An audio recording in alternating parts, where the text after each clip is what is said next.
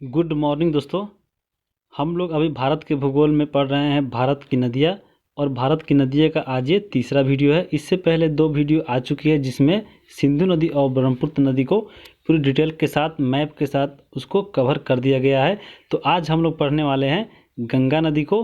तो गंगा नदी के बारे में हम लोग जितने भी इसके सहायक नदियाँ हैं, चाहे इनके बारे में जितने भी पॉइंट है, उन सबको हम लोग आज डिटेल में पढ़ेंगे और मैप के साथ पढ़ेंगे। तो आप लोग वीडियो में ज़रूर लास्ट तक बने रहिए। आपको गारंटी है अगर आप किसी भी एग्ज़ाम की तैयारी कर रहे हैं तो आपका क्वेश्चन इस वीडियो से बाहर नहीं पूछेगा। तो आइए अब हम लोग वीडियो को शुरू करते हैं। सबसे पहले गंगा नदी के बारे में हम लोग जानेंगे। तो आइए सबसे पहले हम लोग देखते हैं भारत के मैप पे कि ये गंगा नदी भारत के किस हिस्से में बहती है। तो ये भारत का मैप है और ये रेड कलर आपके गंगा नदी है। तो गंगा नदी देखिए, भारत के एक यहाँ पे राज्य है उत्तराखंड। उत्तराखंड से ये नदी आती है और ये फिर उत्तराखंड में के बाद ये उत्तर प्रदेश में प्रवेश करती है और उत्तर प्रदेश के बाद ये आती है यहाँ पे और ये फिर प्रवेश करती है बिहार में। बिहार में कहाँ प्रवेश करती है? तो ये चौसा नामक स्थान पर प्रवेश करती है।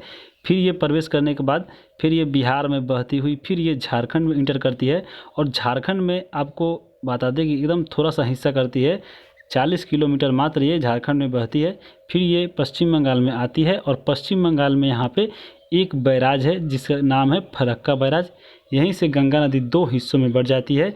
एक जो इधर हिस्सा है ये है हुगली जो पश्चिम बंगाल में जाती है और एक जो है पद्मा जो बांग्लादेश में जाती है। और ये दोनों नदियाँ जाके बाद में बंगाल की खाड़ी में मिल जाती है। और एक नदी यहाँ पे और है जो ब्लैक कलर से, ये देखिए, ये है आपके कौन से, यमुना नदी। तो यमुना नदी उत्तराखंड के ही यमुनोत्री से निकलती है और ये जाके प्रयागराज में यहाँ पे मिलती है गंगा नदी से। तो ये सबसे बड़ी सहायक नदी है गंगा की। तो अब हम इसको एक जाने हैं इसके डाटा देखें भारत के किस हिस्से में बहती है। इसको आगे डिटेल में हम लोग एक एक करके इसकी सहायक नदियों के साथ मैप पे देखेंगे। तो अभी हम लोग चलते हैं गंगा नदी के कुछ अन्य जानकारी हेतु।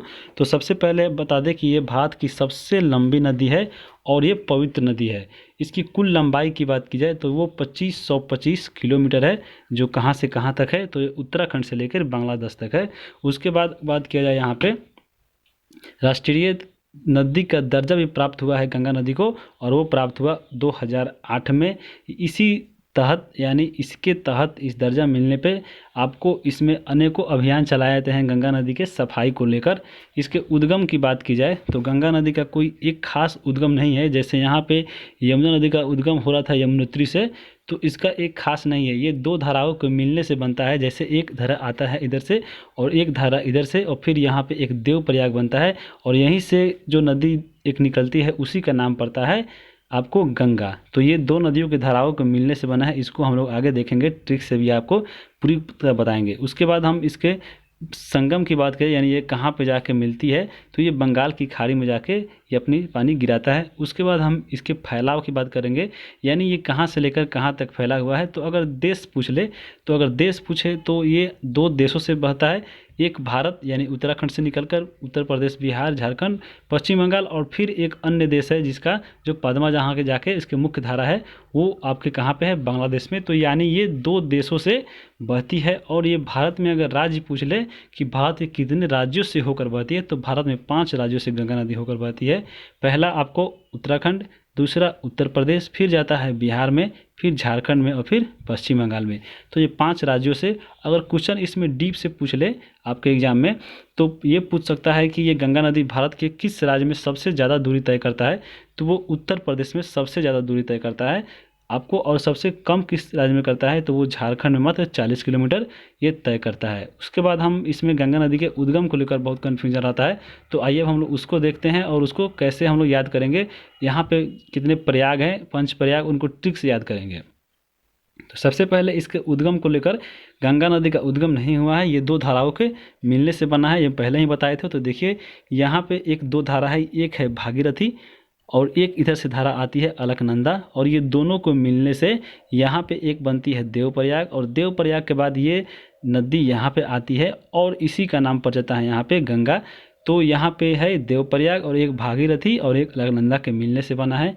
यानी जो यहाँ पे निर्माण हुआ है पंचप्रयाग में, ये प्रयाग क्या है, तो ये दो नदियों का धारा है। जैसे देखिए यही है आपके देवप्रयाग। एक नदी यहाँ से आ रही है जिसका नाम है भागीरथी, और एक नदी यहाँ से आ रही है इधर से, ये है अलकनंदा। तो इसी को मिलने पे यहाँ पे एक जगह है जहाँ से बनती है ये देवप्रयाग, और यहीं से एक गंगा नदी यहाँ पे बनती है। तो इसी नाम है यहाँ पे गंगा। तो ये देवप्रयाग में है। तो इसको हम लोग ट्रिक से भी याद करेंगे किस किस कौन कौन सा प्रयाग है। तो सबसे पहले यहाँ पे जो गंगा नदी आ रही है यहाँ से भागीरथी से, ये गंगोत्री हिमनद से इसका उद्गम स्थल है। तो गंगा नदी को ही भागीरथी के नाम से जाना जाता है कहाँ पे, उत्तराखंड में, इसलिए इसका भी उद्गम माना जाता है गंगोत्री हिमनद ही। तो ये याद रखिएगा। उसके बाद अलकनंदा जो आती है ये कहाँ से आती है, तो यहाँ पे बद्रीनाथ के पास एक हिमानी है जिसका नाम है सत्तोपंथ हिमानी, यहीं से आपके अलकनंदा नदी आती है।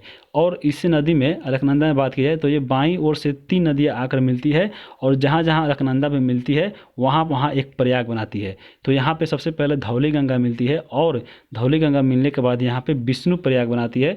और फिर एक नदी आती है यहाँ पे नंदाकिनी, नंदाकिनी आके आपके यहाँ पे अलकनंदा में मिलने के बाद ये नंद प्रयाग बनाती है। और पिंडार नदी आती है बाएं तरफ से, और ये मिलती है अलकनंदा में, तो यहाँ पे कर्ण प्रयाग बनाती है। फिर एक नदी है जो अलकनंदा के दाईं ओर से मिलती है, और ये नदी है मंदाकिनी, और ये जहाँ मिलती है अलकनंदा में वहाँ से ये रुद्र प्रयाग बनाती है। आपको चिंता नहीं करना है, ये प्रयाग हमको ट्रिक से याद करना है, आपको मिनट भी नहीं लगेगा, याद हो जाएगा। उसके बाद हम इसके बात की जाए, गंगा नदी जब यहाँ पे बनती है तो ये आती है आपके इधर बहती हुई, और ये यहाँ पे इसके किनारे ऋषिकेश है, फिर उसी के किनारे हरिद्वार है। फिर ये आपके चले जाती है उत्तर प्रदेश में, कहाँ पे, तो ये बिजनौर जिला में चली जाती है। और उसके बाद कन्नौज फिर आती है, उसके बाद आपके अनेकों सिटी जैसे आपको इलाहाबाद होते हुए ये बिहार में जाती है। तो उसको हम आगे देखेंगे। तो इसको उद्गम के लेकर हम लोग आपको याद कर लिए होंगे। यहाँ पे मंदाकिनी नदी कहाँ से निकलती है, तो ये आप मैप में देखिए, यहाँ पे मंदाकिनी नदी केदारनाथ से निकलती है। और इसके बाद बात की जाए, अब हम चलते हैं पंच प्रयाग की तरफ। तो प्रयाग यानी पंच प्रयाग यानी 5 जो नदियाँ मिलकर बन रही थी एक स्थान, उसको हम लोग एक याद करते हैं। तो सबसे पहले यहाँ पे हम लोग देखेंगे देवप्रयाग। तो देवप्रयाग में ही यहाँ से गंगा नदी बन रही थी, किस किस नदियों को मिलने से, तो एक अलकनंदा और एक भागीरथी। यानी इसको हम ट्रिक से याद रखेंगे। तो एक ट्रिक है डीएवी, डीएवी जैसे स्कूल है उसे याद रखेंगे डीएवी, डी से याद रखेंगे देवप्रयाग। और देवप्रयाग में कौन कौन सी नदी आकर मिल रही थी, एक अलकनंदा और एक मिल रही थी भागीरथी। तो डीएवी याद रखिएगा, डी से देवप्रयाग, ए से अलकनंदा और भी से भागीरथी। उसके बाद हम बात करेंगे यहाँ पे कर्ण प्रयाग की। तो कर्ण प्रयाग में कौन प्रयाग, एक जगह थी जहाँ पे 2 नदी आकर मिल रही थी, कौन कौन, तो एक अलकनंदा, और अलकनंदा में आकर मिल रही थी पिंडार नदी। तो याद कैसे रहेगा, उसको हम याद रखेंगे कैप, जैसे यहाँ पे डीएवी उसके बाद कैप, कैप से के से याद रखेंगे कर्ण प्रयाग, ए से याद रखेंगे अलकनंदा, और पी से पिंडार। उसके बाद हम याद रखेंगे विष्णु प्रयाग। तो विष्णु प्रयाग कहाँ है, ये विष्णु प्रयाग की जगह पर 2 नदियाँ आके मिल रही थी, एक विष्णु गंगा और एक धौली गंगा। तो विष्णु प्रयाग में खुद एक नदी है विष्णु, याद रखिएगा विष्णु से विष्णु गंगा, फिर इसमें भी गंगा है तो गंगा से याद रखेंगे एक धौली गंगा। तो ये याद हो गया। उसके बाद हम इसमें बढ़ेंगे रुद्र प्रयाग की, कैसे याद होगा, तो रुद्र प्रयाग के लिए याद रखेंगे राम, जैसे देव प्रयाग के लिए याद रखेंगे डीएवी, फिर कर्ण प्रयाग के लिए के, फिर विष्णु, अगर रुद्र प्रयाग की बात गया है तो राम, राम याद रखेंगे तो आर से हो जाएगा आपका रुद्र प्रयाग, फिर ए से अलकनंदा और एम से मंदाकिनी। तो ऐसे आप लोग कोड याद रख लीजिए, जैसे तीनों आपको हो गया तो इसको एक सेंटेंस बना लीजिए, जैसे राम कैप पहनकर डीएवी स्कूल गया, ऐसे बना लीजिए। तो राम हो जाएगा, कैप हो जाएगा, डीएवी हो जाएगा। उसके बाद एक है नंद प्रयाग, नंद प्रयाग को आप ऐसे भी याद कर सकते हैं, जैसे नंद प्रयाग में है देखिए एक खुद नंदाकिनी नदी है और सब नदियाँ आके मिली थी अलकनंदा में, तो ये खुद अलकनंदा नदी हो जाएगी। तो नंद प्रयाग ऐसे याद रखिए, याद हो गया होगा। उसके बाद हम आगे चलते हैं गंगा नदी की तरफ। तो गंगा नदी में ये मैप है और इनके सहायक नदियों को एक बार हम लोग यहाँ पे देख लेते हैं कौन कौन सी नदियाँ आती है। तो सबसे पहले आप नदी की समझिए कौन सी दिशा, बाएं तट से और दाएं तट से। तो नदियाँ, गंगा जो नदियाँ है ये ऐसे आकर ऐसे बहती है, तो ऐसे बह रही है, इसका मुख इधर है, तो आप यहाँ पे मुख है तो ये इधर हो गई बाईं ओर और इधर हो गई दाईं ओर। तो याद हो गया, ये आपको लेफ्ट साइड और ये राइट साइड।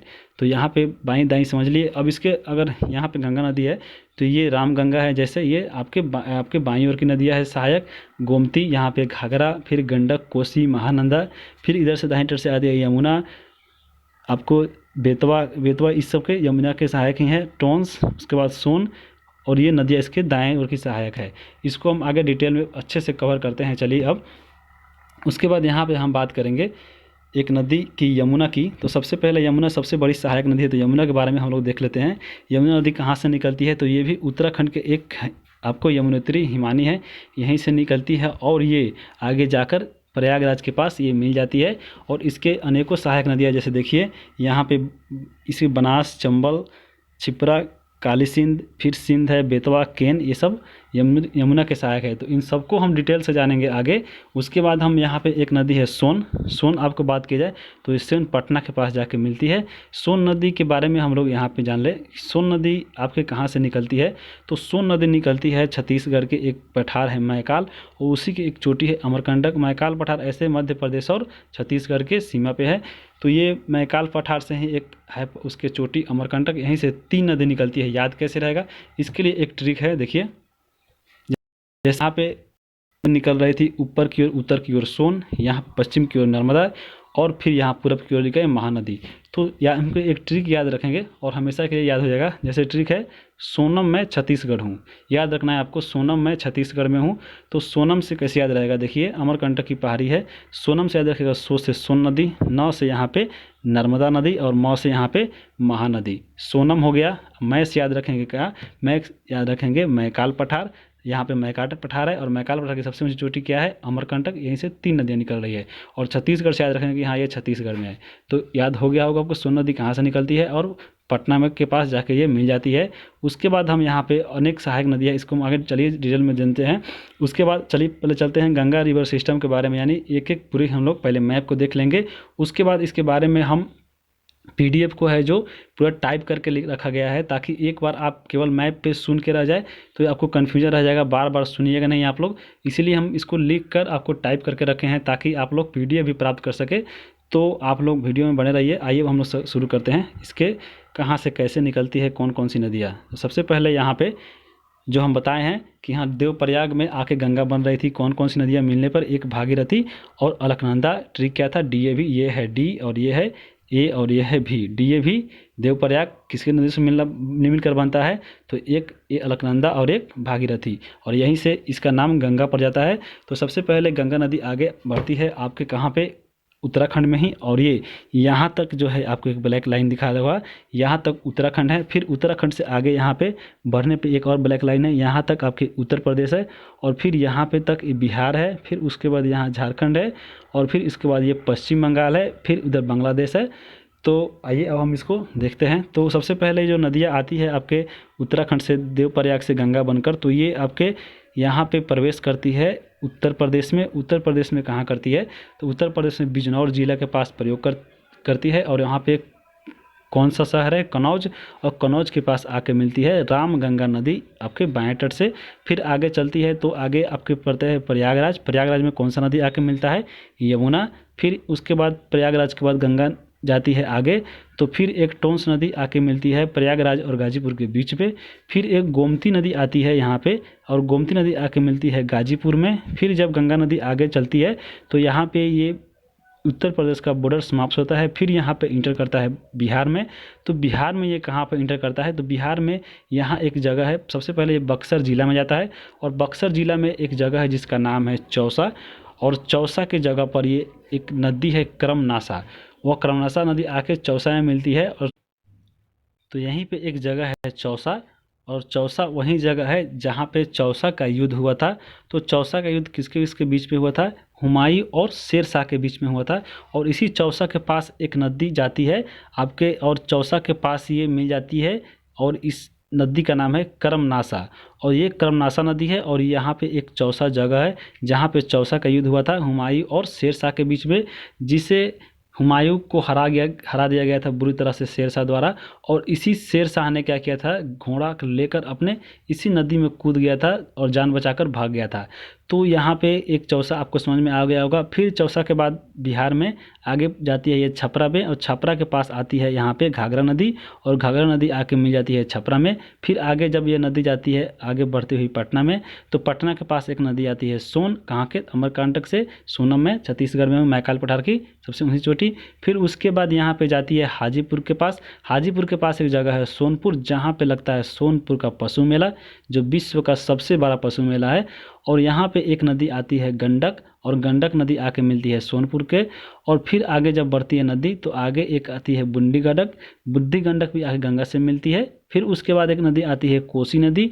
कोसी नदी भागलपुर के पास जाके मिल जाती है गंगा से, और यहाँ पे ये आपके जो यहाँ पे है, यहाँ पे भारत समाप्त, यहाँ पे ये बिहार समाप्त होता है। फिर उसके बाद प्रवेश करता है कहाँ पे, झारखंड में, और झारखंड में प्रवेश करने के बाद थोड़ा सा हिस्सा यहाँ पे बहता है, और झारखंड के पास एक आगे जब बढ़ता है तो जैसे झारखंड समाप्त होता है उसके बाद जाता है ये पश्चिम बंगाल में, और पश्चिम बंगाल में एक नदी आती है दार्जिलिंग की पहाड़िया से, महानंदा नदी।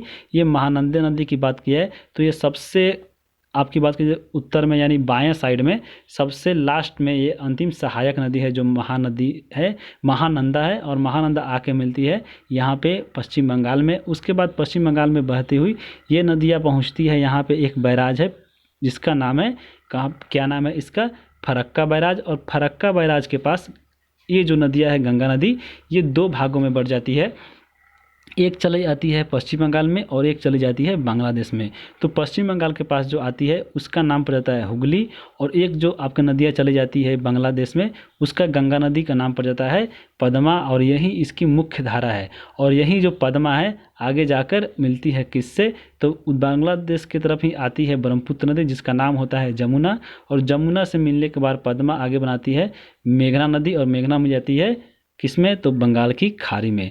और यहाँ पे जो नदी है हुगली, और हुगली की सबसे यहाँ पे एक सहायक नदी है जो इम्पोर्टेंट है, वो है दामोदर नदी, ये झारखंड से आती है। तो यहाँ पे एक हम शॉर्ट समझे हैं, अब एक एक करके इसको हम लोग पूरी टाइपिंग की हुई उसको अब हम चल रहे हैं समझने, एक एक करके कहाँ से कौन सी नदी निकली है, और मैप के साथ भी देखेंगे। तो सबसे पहले हम लोग यहाँ पढ़े थे देवप्रयाग से निकली है गंगा नदी, फिर गंगा नदी आई है कहाँ पे, कन्नौज के पास, वहाँ पे मिली है रामगंगा नदी। फिर आपके कन्नौज के पास के बाद रामगंगा नदी गई है, जो गंगा नदी है वह है प्रयागराज में गई है, वहाँ पे आई है यमुना नदी। फिर प्रयागराज के बाद गंगा नदी गई है गाजीपुर में, और वहाँ पे आके मिली है गोमती नदी।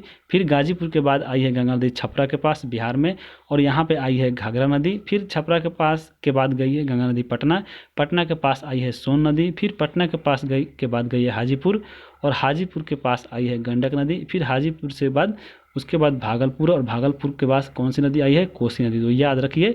उसके बाद हम चलते हैं आगे, इसके उद्गम को लेकर एक और हम लोग चर्चा करते हैं कहाँ से कैसे गया था। तो सबसे पहले ये देवप्रयाग में था, और देवप्रयाग देखिए यहाँ पे है, और देवप्रयाग के बाद गंगा नदी इसका नाम पड़ा था। उसके बाद गंगा नदी के पास ये ऋषिकेश, उसी के पास एक जगह है। फिर उसके पास है हरिद्वार।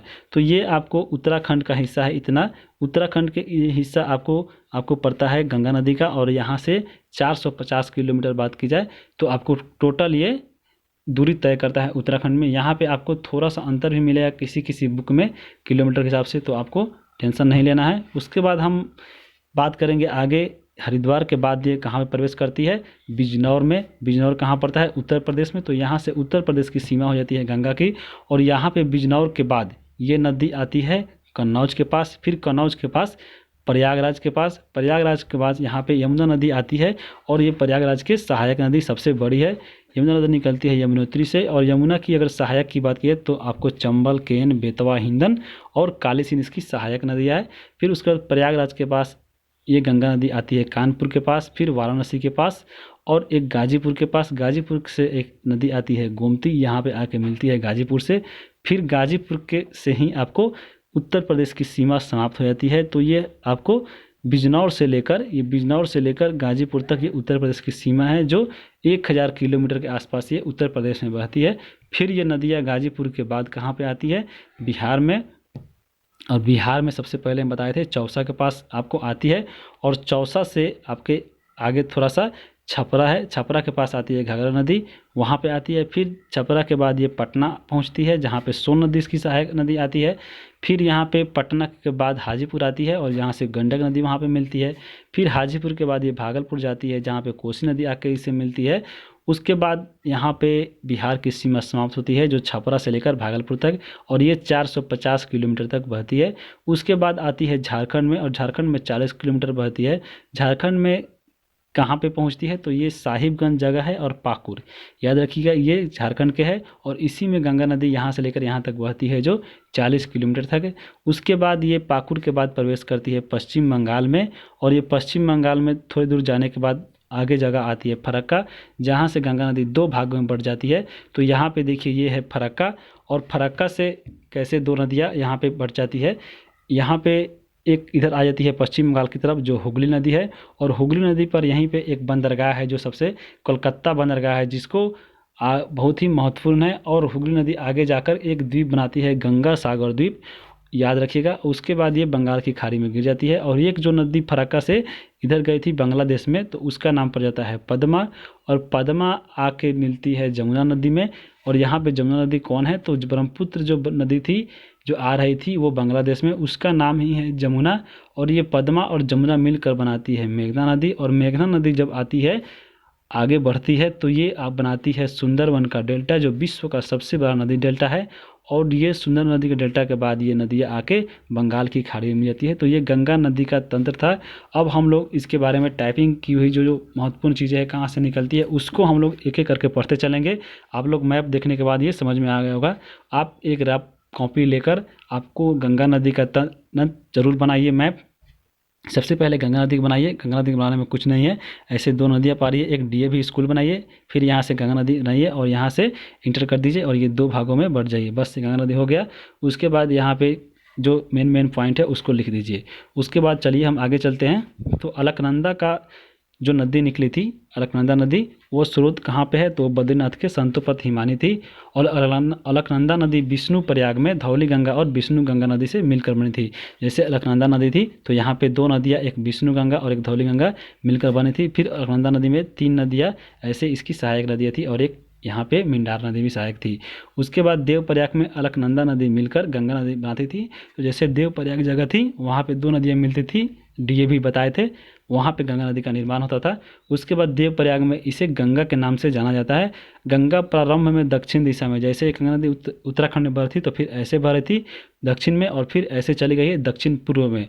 तो ये आप याद रखिए। उसके बाद ये बहती हुई पश्चिम बंगाल में फरक्का बैराज के पास दो वितरिकाओं में बटती है। वितरिका क्या होता है, जैसे मुख्य नदी आ रही है और ये बट जाती है तो ये वितरिका वो होती है, यानी जो बटने के बाद ये फिर मुख्य नदी में नहीं जुटती है, तो ये होती है वितरिका। तो ये दो भागों में बढ़ जाती है। पहला जो हुगली के नाम से जानी जाती है जो पश्चिम बंगाल में जाती है, और दूसरा एक पद्मा जो मुख्य धारा के साथ है और वो बांग्लादेश में जाती है, जहाँ पे ब्रह्मपुत्र नदी जो जमुना के नाम से बहती है वो मिलती है इससे। और उसके बाद ये मेघना के नाम से जानी जाती है और ये फिर बंगाल की खाड़ी में विश्व का सबसे बड़ा सुंदरवन डेल्टा बनाते हुए बंगाल की खाड़ी में गिर जाती है। अब चलते हैं हम आगे, एक एक इसके सहायक जो नदियाँ थी उसको हम मैप के साथ, और कहाँ से उद्गम कहाँ तक मिली उसको हम लोग जानते हैं यहाँ पे। तो सबसे पहले हम लोग जानते हैं रामगंगा नदी को। तो सबसे पहले आप मैप में देखिए रामगंगा नदी कहाँ पे है। तो ये है रामगंगा नदी जो कन्नौज के पास आके मिल रही है।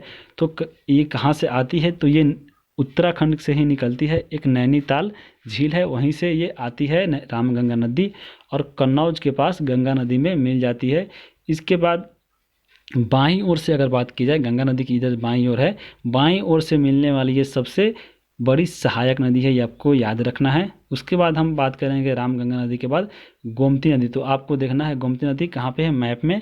गोमती नदी यहाँ पे है और ये आके गाजीपुर के पास मिलती है। तो गोमती नदी के बारे में बात करें, ये कहाँ से निकलती है, तो निकलती है उत्तर प्रदेश में एक जगह है पीलीभीत, और पीलीभीत जिला है, और जिला के पास उसी पीलीभीत में एक है फुलहर झील, और इसी फुलहर झील से निकलती है गोमती नदी और जाके ये गाजीपुर में मिलती है।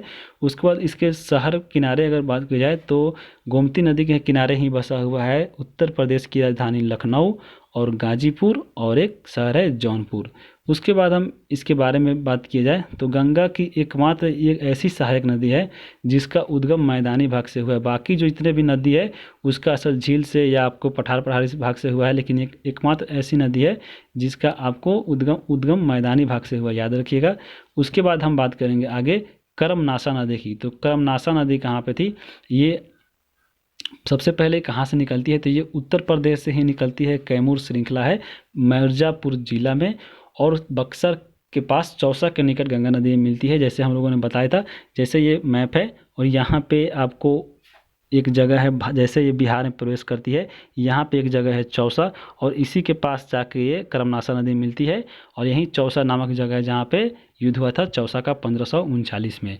और ये कर्मनाशा नदी को एक अशुभ माना जाता है बहुत ही बिहार में। तो ये निकलती है मिर्ज़ापुर के कैमूर श्रृंखला से और बक्सर के पास चौसा के निकट गंगा में मिलती है। यह नदी उत्तर प्रदेश और बिहार के बीच काफ़ी लंबी तक सीमा भी बनाती है। हिंदू मान्यता के अनुसार ऐसा कहा गया है कि एक राक्षस था त्रिशंकु, उसी के मुख से ये निकलता था, जिसके कारण इसे अपवित्र और अशुभ माना जाता है। तो याद हो गया होगा कर्मनाशा नदी। उसके बाद हम याद करेंगे पुनपुन नदी।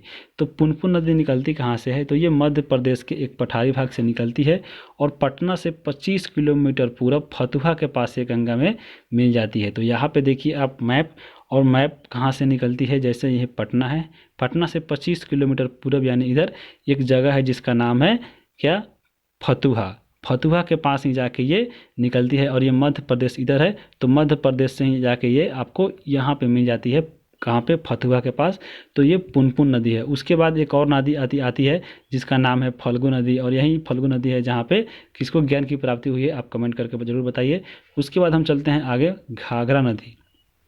तो घाघरा नदी की बात की जाए तो ये सबसे पहले आप मैप पे देखिए घाघरा नदी कहाँ पे है। तो ये है घाघरा नदी जो यहाँ पे आती है और ये छपरा के पास मिलती है। इसकी सहायक नदी है शारदा, और इसके बारे में हम देखिए इसको डिटेल में जानते हैं यहाँ पे। तो घाघरा नदी की बात की जाए तो घाघरा नदी इसका उद्गम कहाँ पे है? तो ये तिब्बत से आती है और ये छपरा के निकट गंगा नदी में मिल जाती है।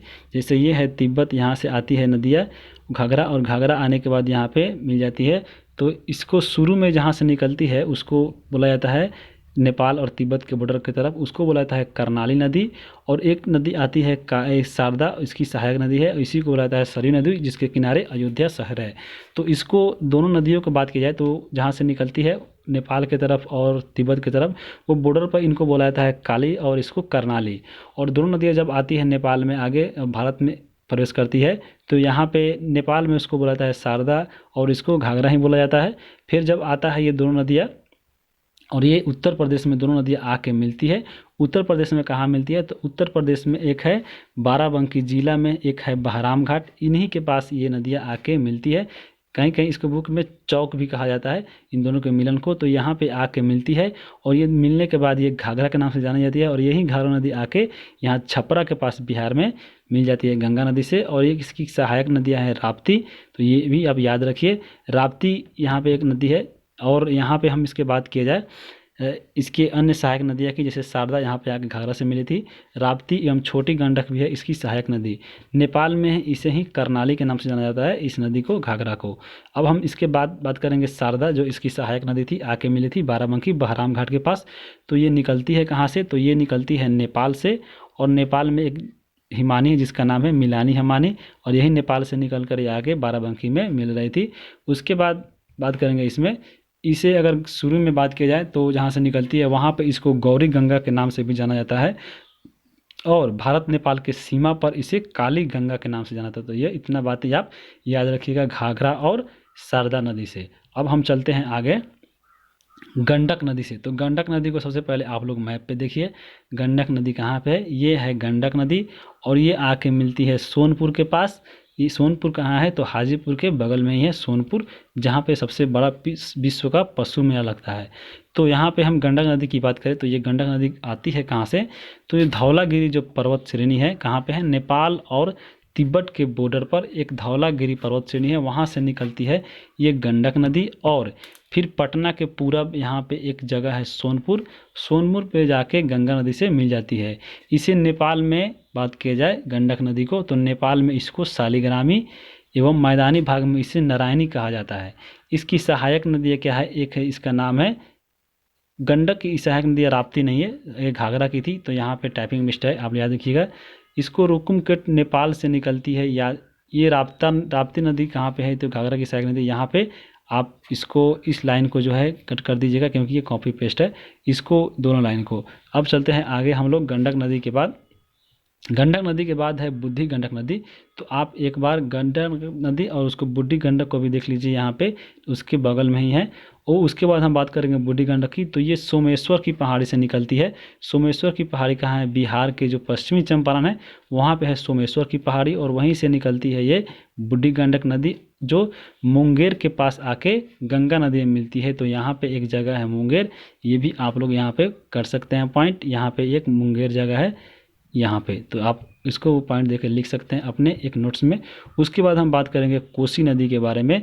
कोसी नदी को आप लोग मैप पे देखिए, कोसी नदी कहाँ पे है, जो भागलपुर के पास आके मिलती है, तो ये कोसी नदी है।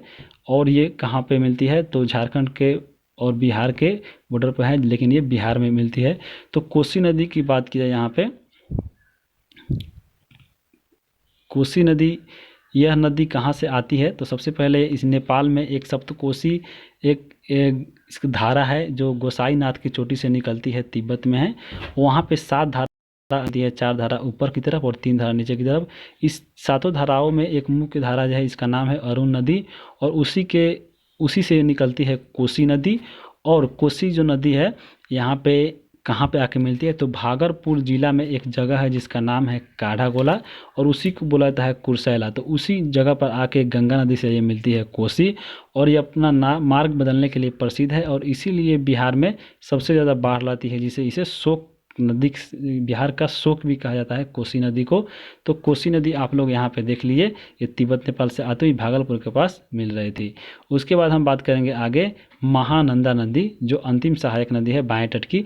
तो ये कहाँ से आती है, तो वेस्ट बंगाल की दार्जिलिंग पहाड़ी से ये महानदी आती है, और ये भारत में कहाँ मिलती है, तो गंगा नदी के बाएं तट में मिलने वाली ये अंतिम सहायक नदी है। आगे हम बात करेंगे आगे इसके। तो यहाँ पे इसके बाद हम बात करेंगे यमुना नदी। तो यमुना नदी को एक बार आप लोग मैप पे देखिए। यमुना नदी सबसे बड़ी सहायक नदी है जो यमुनोत्री से निकलती है, और ये जाकर प्रयागराज यानी इलाहाबाद में जाके ये संगम बनाती है। तो ये नदी उत्तराखंड के कहाँ से निकलती है, तो उत्तराखंड में ही एक श्रेणी है जिसका नाम है बंदरपूर श्रेणी, और वहीं पे है यमुनोत्री हिमानी, जहाँ से ये निकलती है यमुना नदी, और ये प्रयागराज यानी इलाहाबाद में गंगा से मिलती है। यह गंगा की सबसे बड़ी सहायक नदी है। सहायक नदियों में इसके अन्य की बात की तो चंबल, काली सिंध, बेतवा, केन, हिंडन और वरुणा इसकी सहायक नदियाँ है। वरुणा और जो हिंडन है इसके बाएं ओर की सहायक नदियाँ, यहाँ पे है हिंडन और यहाँ पे एक वरुणा नदी है। तो इन दोनों की सहायक नदियाँ है बाएं तट की। बाकी इनके जो दाहिने तट की सहायक नदियाँ है, जैसे यहाँ पे देखिए बनास, चंबल, छिप्रा, काली सिंध, बेतवा, केन, ये सब इसकी बाएं तट की सहायक नदियाँ है। उसके बाद यह उत्तराखंड से निकलती है और सबसे पहले जाती है हरियाणा में। हरियाणा के पास फिर निकलती है, उत्तर प्रदेश में आती है, फिर दिल्ली पहुंचती है। दिल्ली से आगरा, मथुरा होते हुए ये 1370 किलोमीटर दूरी सफ़र करती है और फिर गंगा में इलाहाबाद के पास मिल जाती है, तो याद रखिएगा। उसके बाद बात किया जाए यहाँ पे चंबल नदी। चंबल नदी जो इसकी सहायक थी किसकी, यमुना की, तो ये आती है मध्य प्रदेश के महू के निकट एक विंध्य पर्वतमाला है, और वहाँ पे एक जना पाव पहाड़ी है, और यहाँ से निकलती है चंबल नदी। देखिए आप मैप में, ये है चंबल, और चंबल नदी यहाँ से मध्य प्रदेश के महू से निकल रही थी जना पाव पहाड़ी से, और ये यहाँ पे जाके मिल रही थी। कहाँ पे मिल रही है, तो इस जगह का क्या नाम है आप देख लीजिए, इटावा के पास जाके ये यमुना नदी में मिलती थी। तो यहाँ पे एक जगह है इटावा, और यहीं पे जाके मिलती थी यमुना नदी, चंबल यमुना से। फिर आगे इसके बाद के सहायक नदी बेतवा। तो बेतवा नदी देखिए आपको मैप में कहाँ पे है, तो बेतवा नदी ये है जो सहायक नदी किसकी है, आपके यमुना की। और ये कहाँ पे मिलती है, तो एक जगह है यहाँ पे उत्तर प्रदेश में हमीरपुर, यहीं पे जाके बेतवा नदी मिलती है। तो बेतवा नदी के बारे में आइए हम लोग पढ़ते हैं। तो बेतवा नदी मध्य प्रदेश के रायसेन जिला के एक यहाँ पे कुमरा गांव के निकट एक विंध्य पर्वतमाला शैली से निकलती है। जैसे हम लोग यहाँ पे ये अमरकंटक की पहाड़ी थी, यहाँ से नर्मदा निकल रही थी, तो यहाँ पे विंध्य पर्वतमाला श्रेणी है, यहीं से सब नदियाँ निकलती है आपके बिहार की तरफ और उत्तर प्रदेश की तरफ। तो यहाँ पे हमीरपुर के निकट यमुना नदी से मिलती है, और इसी के किनारे बात की जाए तो सांची, ओरछा, हमीरपुर इसके किनारे बसे शहर है बेतवा नदी के किनारे। आगे चलते हैं हम, आगे है केन नदी। केन नदी सबसे पहले मैप में देखिए यहाँ पे ये है केन, और ये आके मिलती है यमुना नदी से कहाँ पे, तो बांदा के पास से यूपी में मिलती है। तो ये मध्य प्रदेश के सतना जिला है, और उसी पे एक कैमूर पहाड़ी है, वहीं से निकलती है केन नदी और जाके मिलती है यमुना से बांदा के पास। फिर हम चलेंगे, उसके बाद है टोंस को ही बोला जाता है तमसा नदी। तो टोंस नदी पहले कहाँ से निकलती है, मध्य प्रदेश के कैमूर पहाड़ी से, और एक है तमसा कुंड नामक जलाशय, वहीं से निकलती है टोंस। और मध्य प्रदेश से निकलने के बाद ये इलाहाबाद के आगे गंगा में मिलती है। जैसे यहाँ पे टोंस की बात किया जाए, ये है टोंस नदी, और ये प्रयागराज के बाद थोड़ा सा आगे और गाजीपुर के बीच में ये टोंस नदी मिल रही है, मध्य प्रदेश के तमसा कुंड नामक जलाशय से निकल रही थी। अब हम चलते हैं आगे। आगे हम लोग बात करेंगे सोन नदी, और इसी को बोला जाता है एक स्वर्ण नदी बोला जाता है। तो सोन या स्वर्ण, तो ये कहाँ से निकलती है? तो ये छत्तीसगढ़ के अमरकंटक की पहाड़ियों से, जैसे हम लोगों ने पढ़ा है ट्रिक, क्या था ट्रिक? सोनम मैं छत्तीसगढ़ में हूँ, यहाँ पे अमरकंटक की पहाड़ी है मैकाल पहाड़ के ऊपर, और यहाँ से 3 नदियाँ उत्तर की तरफ सोन इधर निकलती है, कौन सा नदी? नर्मदा, इधर आपको महानदी। तो सोनम मैं छत्तीसगढ़ में हूँ, तो यहाँ पे छत्तीसगढ़ के अमरकंटक की पहाड़ियों से निकलती है और पटना के निकट या दानापुर के पास जाके मिल जाती है सोन नदी। और इसके बालू के कण में स्वर्ण के कण पाए जाने के कारण इस नदी का नाम सोन नदी या स्वर्ण नदी कहा जाता है।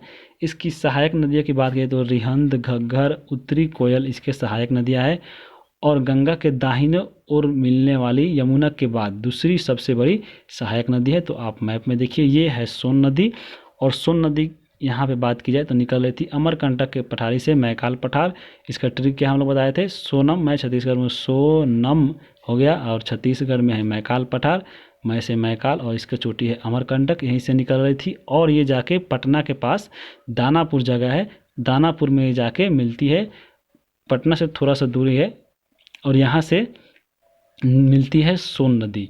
सोन नदी के बारे में हम लोग क्या पढ़े? इसके कर्णों में स्वर्ण कण पाया था, इसलिए स्वर्ण बोला जाता है। और इसकी सहायक नदियाँ भी है, जैसे यहाँ पे रिहंद है, और रिहंद इसकी सहायक नदियाँ है। उसके बाद हम आगे बात करेंगे दामोदर नदी की। तो दामोदर नदी आप लोग कहाँ पे है? आप लोग फिगर में देखिए, ये है भारत का गंगा नदी का मैप, और ये है दामोदर नदी जो निकलती है छोटा नागपुर पठार से, और ये हुगली में जाके मिलती है। तो ये इसके एक सहायक नदी भी है, बराक नदी यहाँ से निकलती है। तो यहाँ पे हम लोग इसके बात करेंगे, तो ये झारखंड के छोटा नागपुर पठार के पलामू से निकलती है, और पश्चिम बंगाल में जाके मिलती है हुगली से, और जहाँ मिलती है उसका एक नाम है फुल्टा, फुल्टा जगह के पास से पश्चिम बंगाल में मिलती है। यह हुगली की सबसे बड़ी सहायक नदी, याद रखिएगा। और इसकी मुख्य सहायक जो एक है आपके नदी का क्या है? बराकर नदी। और ये धनबाद, दुर्गापुर इसी नदी किनारे बसे हुए हैं, किसके? तो ये दामोदर नदी के किनारे। दामोदर नदी को सबसे पहले बंगाल का शोक कहा जाता था, लेकिन अभी ये वरदान साबित हो गया है, किसके लिए? तो वहाँ पे पश्चिम बंगाल के लिए, क्योंकि यहाँ पे दामोदर घाटी योजना चलाई गई, जिससे ये इस पर बांध बनाया गया, और ये इसके बाद इसके पानी को 2 भागों में बांट दिया गया, जिससे ये आपके बहुत ही लाभदायक साबित हो गई। उसके बाद दामोदर नदी में अधिक प्रदूषण होने के कारण बात किया तो इस नदी को जैविक मरुस्थल के नाम भी कहा जाता है, तो ये भी आप लोग याद रखिएगा। तो अब हम चलते हैं आगे आगे। अब यहाँ पे वीडियो समाप्त होता है।